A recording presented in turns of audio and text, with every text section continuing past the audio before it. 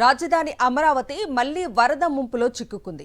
ఎడతెరిపి లేకుండా కురుస్తున్న భారీ వర్షాలకు వాగులు వంకలు పొంగిపొర్లటంతో అమరావతి రాజధాని గ్రామాలు వర్షానికి మునిగాయి.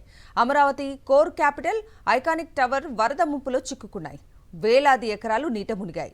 గుంటూరు వైపు నుంచి రాజధాని అమరావతికి రాకపోకలు నిలిచిపోయాయి. కొండవీటి వాగు ఉప్పొంగి ప్రవహిస్తుండటంతో వాహనాల రాకపోకలు స్తంభించిపోయాయి. ఏపీ రాజధాని అమరావతి కృష్ణానదిని తలపిస్తోంది. రాత్రి కురిసిన వర్షానికి రాజధానిలోకి భారీ స్థాయిలో వరద నీరొచ్చి చేరింది. కొండవీటి వాగు, పాలవాగు పొంగి పొర్లుతోంది. దీంతో కనుచూపు మేరలో రాజధానిలో భూమి కనిపించడం లేదు. అమరావతి కోర్ క్యాపిటల్ వరద ముంపులో చిక్కుకుంది. ఎస్ఆర్ఎం యూనివర్సిటీ చుట్టూ భారీగా వరద నీరు చేరుతోంది. హైకోర్టుకు వెళ్లే రోడ్డు మార్గం జలమయంగా మారింది. రాజధాని నిర్మాణాల చుట్టూ వరద నీరు చేరింది. రాయపూడిలో నిర్మిస్తున్న ఐకానిక్ టవర్ చుట్టూ వరద నీరు చేరింది. ఆ ప్రాంతమంతా నదిని తలపిస్తోంది. పొంగి ప్రవహిస్తున్న కొండవీటి వాగు, పాలవాగుతో వేలాది ఎకరాలు నీట మునిగే. శాఖమూరు, ఐనవోలు, కృష్ణాయపాలెం, నీరుకొండ, కురగల్లు, ఎర్రబాలెం, పెనుమాక, బేతపూడి పొలాల్లోకి వరద నీరొచ్చి చేరింది.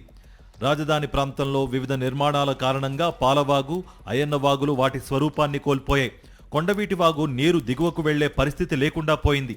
నిర్మాణాలతో వాగులు మూసుకుపోవడంతో పాటు రోడ్ల ఎత్తును పెంచడంతో వాగు నుంచి వచ్చే వేల క్యూసెక్ల నీరు దిగువకు వెళ్లే పరిస్థితి లేక వేలాది ఎకరాల్లో పంటలు పూర్తిగా నీట మునిగాయి. ప్రత్యామ్నాయ మార్గాలపై ప్రభుత్వం దృష్టి సారించకుండా కొండవీటి వాగు వరదను గాలికొదిలేయడంతో పరిస్థితి అధ్వానంగా తయారైంది. మరోవైపు తాడికొండ, తూళ్లూరు, మేడికొండూరు, మంగళగిరి రూరల్ మండలాల్లోని సుమారు 40,000 ఎకరాల్లో పంటలు కొండవీటి వాగు వరద ఉధృతికి ముంపు బారిన పడి సముద్రాన్ని తలపిస్తున్నాయి. వర్షం నీరంతా కొండవీడు, మేడికొండూరు, తాడికొండ, తూళ్లూరు, తాడేపల్లి మండలాల మీదుగా ప్రకాశం బ్యారేజ్కు చేరాల్సి ఉంది.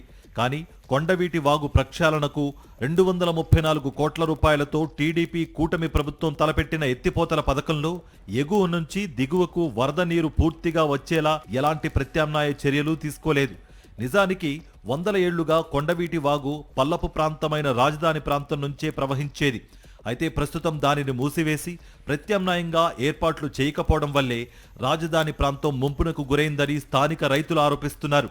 మరోవైపు కాసుల కక్కుర్తి కోసం రాజధానిలో రిజర్వాయర్ల పేరుతో ఇతర నిర్మాణాలను చేపట్టడం కూడా వరద ముంపుకు కారణమైంది. దీంతో గత 25 ఏళ్లలో ఎప్పుడూ జరగని నష్టం ఇప్పుడు ఈ ప్రాంతానికి వచ్చింది. ఇటు పంటలు మునగడంతో పాటు గ్రామాల్లో కూడా నీరు కదిలే పరిస్థితి లేక రాజధానితో పాటు పరిసర ప్రాంతాలు జల దిగ్బంధమయ్యాయి.